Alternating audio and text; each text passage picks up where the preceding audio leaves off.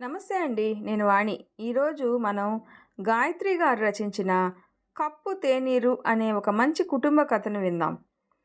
తండ్రి చనిపోయిన తర్వాత తల్లిని ఇంటికి తీసుకువద్దాం అన్న భర్తతో భార్య నాకిష్టం లేదు అనింది. దాంతో భార్యాభర్తల మధ్య ఒకటే గొడవలు జరుగుతున్నాయి. అలాంటి సమయంలో ఆమె అనుకోకుండా ఒకరోజు తమ డ్రైవర్ ఇంటికి వెళ్ళినప్పుడు ఎదురైన ఒక సంఘటన వలన ఆమెకు తను చేసిన తప్పు తెలిసింది. అసలు కథ ఏమిటో వినండి. 2 నెలలుగా మా ఆయనకు నాకు మధ్య కోల్డ్ వార్ జరుగుతుంది. మా మామగారు పోయి 3 నెలలయింది. అప్పటి నుండి మా ఆయన ఒకటే నస. అత్తయ్యని తెచ్చి ఇంట్లో పెట్టుకుందాము అని. నాకు అత్తయ్యని తెచ్చి నెత్తిన పెట్టుకోవడం ఇష్టం లేదు. వచ్చిన దగ్గర నుంచి నా మీద ఆవిడ పెత్తనం చేయటం మొదలుపెడితే నేనేం కావాలి? ఈ మానవుడికి అర్థం కాదు. అమ్మ ఒక్కతే ఉంది అంటూ ఒక్కటే పాట. మాకు 2 ఆడపిల్లలు, సుజన, సుష్మ. స్కూల్ చదువుల్లో ఉన్నారు. మేముండేది మహారాష్ట్రలోని పూణే నగరంలో. మా ఆయన బ్యాంకులో రీజనల్ మేనేజర్. మా మరిది వాళ్ళు హైదరాబాదులో ఉంటారు. అతడు చార్టెడ్ అకౌంటెంట్. ఇంట్లోనే ప్రాక్టీస్. మా తోడికోడలు దేవిక సాఫ్ట్వేర్ ఇంజనీర్గా పనిచేస్తుంది. వాళ్ళకి ఒక బాబు, ఒక పాప. ఆ అమ్మాయికి ఉద్యోగం కాబట్టి మా ఆయన అత్తయ్యను వాళ్ళ దగ్గర పెట్టడానికి ఇష్టపడటం లేదు. అత్తయ్యకు ఒంట్లో బాగోలేకపోతే ఉద్యోగం చేస్తున్న మరదలు చూసుకోలేదని మా ఆయనకు బాధ.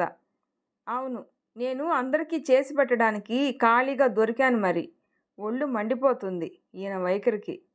మా మామగారు విజయవాడ దగ్గర నందిగామలో టీచర్గా పనిచేశారు. ఆ ఊర్లో ఆయనకి చాలా మంచి పేరుంది. అక్కడే 2 ఇళ్ళు కట్టుకున్నారు. తిరుగుతూ హఠాత్తుగా చనిపోయారు. కర్మంతరాలయ్యాక అత్తయ్యను మా వెంట తీసుకొద్దామనుకున్నారు మా ఆయన. ఇప్పుడే వద్దులేరా, ఇక్కడ అందరూ తెలిసిన వాళ్ళు, నానపోయిన ఇంట్లోనే ఉంటానులే, మరీ నాకు ఒంట్లో బాగోలేకపోతే అప్పుడు తీసుకెళ్దు గాని అంది అత్తయ్య. నెత్తిన పాలు పోసింది అనుకున్నాను. అదిగో అప్పటి నుండి మా ఆయన గొడవ స్టార్ట్. కొన్ని రోజులు గొడవ, కొన్ని రోజులు మౌన యుద్ధం. ఇలా ఉంది, మనశ్శాంతి లేకుండా. తను చెప్పినట్లే నేనెందుకు వినాలి? నన్నెందుకు అర్థం చేసుకోడు? మధ్యాహ్నం నా స్నేహితురాలు మానస ఫోన్ చేసింది. ఏమంటున్నాడు మీ రాజేంద్ర అంటూ. ఏమంటాడు? ఒకటే నస. పెద్ద తలనొప్పి అయిపోయింది. అత్తయ్యను తెచ్చిపెట్టుకుందామని గోల. నా రోజులు బాగాలేవు. కర్మ నెత్తిమీదకెక్కి కూర్చునేటట్లుగా ఉంది. నువ్వు ఒప్పుకోకు. ఇల్లు ఇరుకైపోతుంది, పిల్లలకు ఇబ్బంది, నీకు మీ ఆయనకి ప్రైవసీ ఉండదు. పెద్దవాళ్ళు కొంపలో ఉంటే ప్రతిదానికి ఆరాలు తీస్తూ ఉంటారు. మొన్న మధ్య మా ఆయన కూడా ఇదే వేషం వేశాడు. కానీ నేను గట్టిగా తగులాడేసరికి ఊరుకున్నాడు. ఇల్లు ఇరుకవుతుందంటే మా ఆయన ఇంకో ఇల్లు 4 బెడ్రూమ్లది తీసుకుంటానంటాడు. మాటకు మాట సమాధానం చెప్తుంటే ఏం చేయను? అంతా నా కర్మ నిస్పృహగా చెప్పాను. ఏదో ఒక ఉపాయం ఆలోచించు. మానస మాట పూర్తి కాలేదు. అప్పుడే బెల్లు మోగింది. ఫోన్ పట్టుకునే తలుపు తీశాను. మా డ్రైవర్ తుకారాం. మా అమ్మకు ఒంట్లో బాగోలేదు మేం సాబ్, దవాఖానాకు తీసుకెళ్ళాలి, ఒక 1000 రూపాయలు కావాలి మేం సాబ్ అన్నాడు హిందీలో. వీడొకడు అనుకుంటూ, మానస మళ్ళీ చేస్తానే, నువ్వు ఫోన్ పెట్టేయి అంటూ వాడికి 1000 రూపాయలు ఇచ్చి నోట్స్లో వ్రాసి పెట్టుకున్నాను. మా పని మనిషి డ్రైవరు నెల మధ్యలో అప్పుడప్పుడు నా దగ్గర అవసరానికి డబ్బులు తీసుకుంటూ ఉంటారు. నేను వాళ్లకు ఎంత ఇచ్చింది నోట్స్లో వ్రాసి పెట్టుకొని జీతంలో తగ్గించుకుంటూ ఉంటాను. రాత్రికి మా ఆయన బ్యాంకు నుండి వచ్చాడు. నేను ముభావంగా ఉన్నాను. ఆయన కూడా ఏమీ మాట్లాడకుండా ఇంత తిని రూమ్లోకి వెళ్ళిపోయాడు. నేను వంటిల్లు సర్ది వచ్చేసరికి పుస్తకం చదువుకుంటున్న వాడల్లా చటుక్కున పుస్తకం పక్కన పెట్టి, రేపు బ్యాంకులో పని చాలా ఉంది, త్వరగా వెళ్ళాలి, పొద్దున్నే లేపు అంటూ ఇంకో మాటకు ఆస్కారం ఇవ్వకుండా దుప్పటి బిగించాడు. అంటే నాతో మాట్లాడడం కూడా ఇష్టం లేదన్నమాట అనుకుంటూ నేను కూడా ఇటు తిరిగి పడుకున్నాను. ఎంతకాలం పంతంగా ఉండగలడు? నాకంటే వాళ్ళ అమ్మ ఎక్కువైపోయింది. పెళ్ళై 16 ఏళ్ళు. ఇంతగా ఎప్పుడూ మా మధ్య కోపాలు రాలేదు. ఏదో 1, 2 విషయాలకు అలకలు వచ్చినా వెంటనే సమసిపోయేవి. ఏమిటో నా ఆలోచనా ధోరణి తప్పా? ఆవిడ అక్కడ బాగానే ఉంటుంది కదా! ఈయనకు ఎందుకింత ఆరాటం? ఆలోచిస్తూ నిద్రలోకి జారుకున్నాను. రెండో రోజు శ్రావణ మంగళవారం. పొద్దున్నుండి తుప్పర పడుతుంది. పూణేలో వాన పట్టుకుంటే ఓ పట్టాన వదలదు.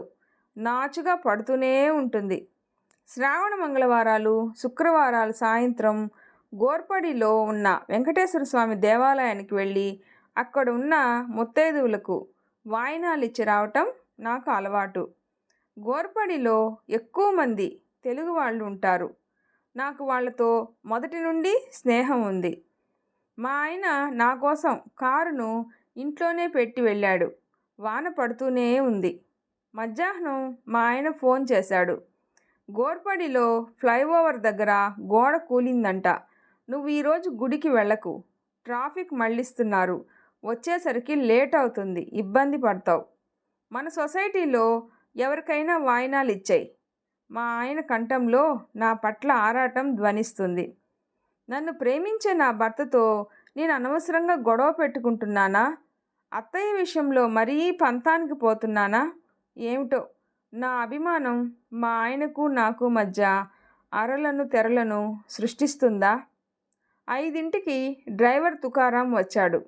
సొసైటీలో కనీసం 10 ఇళ్ల కన్నా తిరిగి తిరిగి వాయినాలు ఇవ్వాలంటే మా సొసైటీలో చాలామంది ఆడవాళ్ళు ఉద్యోగాలు చేసేవాళ్ళు.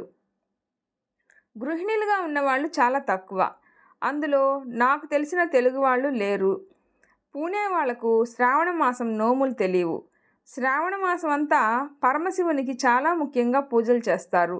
శ్రావణ సోమవారాలు ఉపవాసాలు ఉంటారు. కొంతమంది నెలంతా ఉపవాసం ఉంటారు. ఇక్కడి వాళ్ళు వరలక్ష్మి వ్రతం చేయటం నేను చూడలేదు. నేను ఏదన్నా గుడికి వెళ్ళి వాయినాలు ఇచ్చి వద్దాం అనుకున్నాను.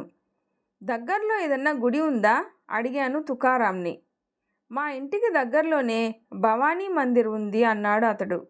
నేను బుట్టలో వాయినాలు పట్టుకొని కారులో కూర్చున్నాను. చిన్న చిన్న సందుల్లో నుంచి కారును తీసుకెళ్తున్నాడు తుకారాం. చిన్న చిన్న కిరాణా షాపులు, ఎక్కువగా రేకులిళ్ళు, అక్కడక్కడ పెంకుటిళ్ళు. కూలీ నాలి చేసుకునే వాళ్ళ బస్తీ అది. ఆ ఇరుకు సందుల్లో మా కారు వెళ్ళటం కూడా కష్టం.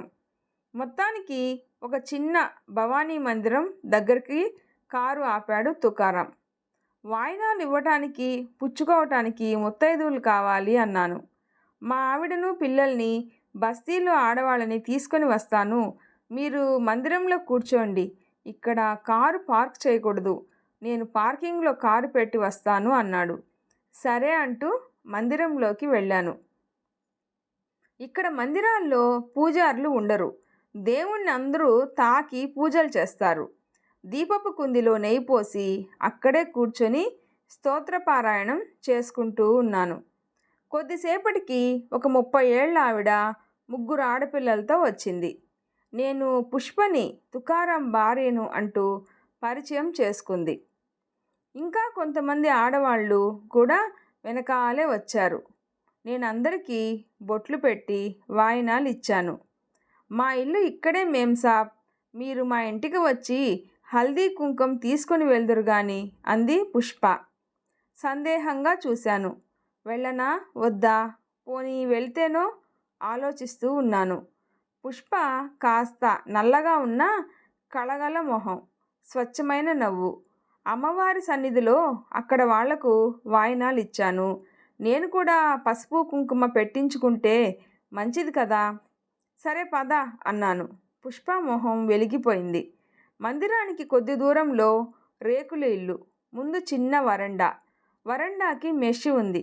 అది ఇల్లు అనటానికి లేదు, ఒకటే చిన్న గది. మా వంటిళ్ళ కంటే రెట్టింపు ఉంది. వరండాలో 2 ముసలివాళ్ళు ఉన్నారు. తుకారాం తల్లిదండ్రులు కాబోలు.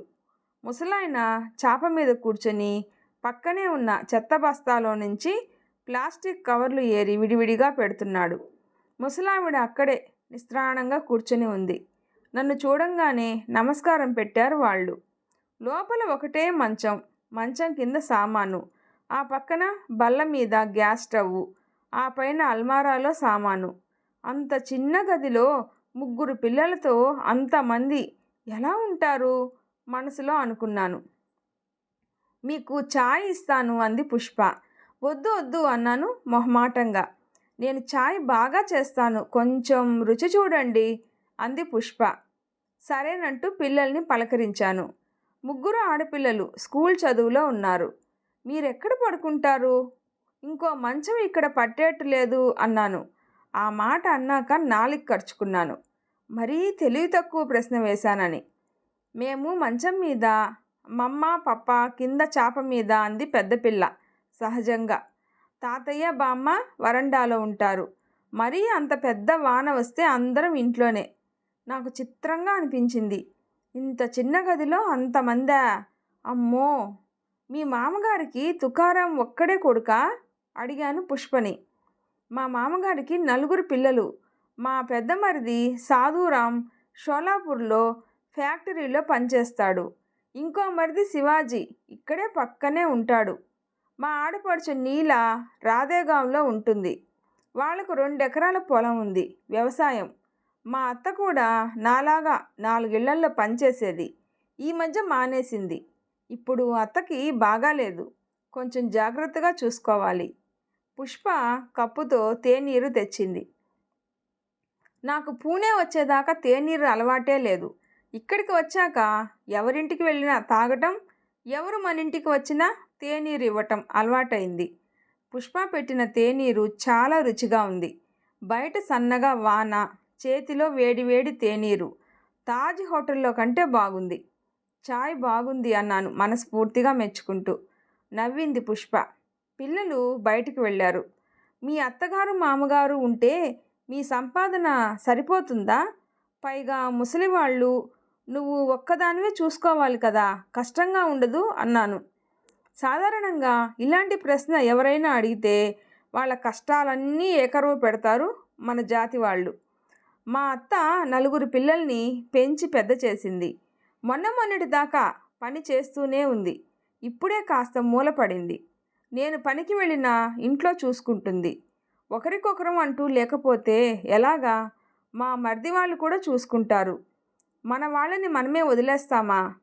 మనసు మీద చళ్ళున చరిచినట్లయింది. కోడళ్లను ఏమన్నా అంటుందా? ఈ ఉమ్మడి కుటుంబాల్లో అత్తగారి దాష్టికం ఎక్కువే ఉంటుంది. ఏదో అంటుంది, కానీ నేను పట్టించుకోను. పొద్దున పనికి వెళ్ళి మధ్యాహ్నం వస్తాను. మళ్ళీ సాయంత్రం ఓ 2 గంటలు పని. ఈ లోపల పిల్లల్ని చూసుకుంటుంది. నేను మా అత్తకు చేయటం కంటే ఇంట్లో ఉండి ఆవిడ మా పిల్లలకే ఎక్కువ చేస్తుంది. అప్పుడప్పుడు విసుగు పుట్టి మమ్మల్ని తిట్టినా మేమెవరం పట్టించుకోం. నేను ఆలోచనలో పడ్డాను. నా మనసులో కట్టుకున్న అరలు తెరలు మెల్లగా తొలగిపోతూ ఉన్నాయి. స్వచ్ఛమైన పుష్ప నవ్వు మనోహరంగా ఉంది. అచ్చంగా అమ్మవారి మందహాసంలా. ఆ నవ్వులో ఉన్న తృప్తి నాలో 10 జన్మలు ఎత్తినా రాదేమో. మేం సాబ్ వెళ్దామా అంటూ వచ్చాడు తుకారాం. పుష్ప నాకు పసుపు కుంకుమ పెట్టింది. పర్సులో నుంచి డబ్బులు కొంచెం తీసి పిల్లల చేతిలో పెట్టి కారులోకి వచ్చి కూర్చున్నాను. కారు కదిలింది. ఇంటికొచ్చాను. పిల్లలిద్దరికీ అన్నాలు పెట్టాను. మా ఆయనకి ఇష్టమైన లేత నీలిరంగు చీర కట్టుకున్నాను. మనసంతా తేలిగ్గా ఉంది. మా ఆయన వచ్చాడు. నా ముఖంలో ప్రసన్నత చూసి చిన్నగా నవ్వి, అందరిళ్లకు వెళ్ళి వాయినాలు ఇచ్చి వచ్చావా అన్నాడు. సోఫాలో తన పక్కన కూర్చున్నాను. తన చేతిని నా చేతిలోకి తీసుకొని, రేపటికి టికెట్ బుక్ చేయండి, నేను వెళ్ళి అత్తయ్యని తీసుకుని వస్తాను అన్నాను మృదువుగా. మా ఆయన నమ్మలేనట్లు చూశాడు నా వైపు. నా కళ్ళల్లో కనిపించే భావం కోసం వెతుకుతున్నాడు. ఏమిటి అన్నాను. మా ఆయన నా చుబుకం పట్టుకొని నా కళ్ళల్లోకి చూస్తూ నా మనసులోని భావాన్ని చదవాలని ప్రయత్నం చేస్తున్నాడు. నా కళ్ళల్లో నా మనసులోని భావం ప్రతిఫలిస్తుంటే నా మోముని 2 చేతుల్లోకి అపురూపంగా తీసుకున్నాడు. నిజంగా అమ్మని తెచ్చుకుందామా అంటూ నన్ను హృదయానికి గట్టిగా హత్తుకున్నాడు. ఆ పరిష్వంగంలోని హాయిని అనుభవిస్తూ కళ్ళు మూసుకున్నాను. ఒక కప్పు తేనీరు నాకు చక్కని పాఠం నేర్పించింది. నేను కొంచెం మారాను. ఎంత మారాను అంటే నెల మధ్యలో తుకారాం కానీ పని మనిషి కానీ నన్ను డబ్బులు అడిగితే నోట్స్లో వ్రాసి పెట్టుకోవటం లేదు. పూర్తి జీతం ఇచ్చేస్తున్నాను. నా మనసు ఇప్పుడు చాలా ప్రశాంతంగా ఉంటుంది. ఈ వీడియో నచ్చితే ప్లీజ్ లైక్ చేసి షేర్ చేయండి, సబ్స్క్రైబ్ చేసుకోండి. Thanks for watching.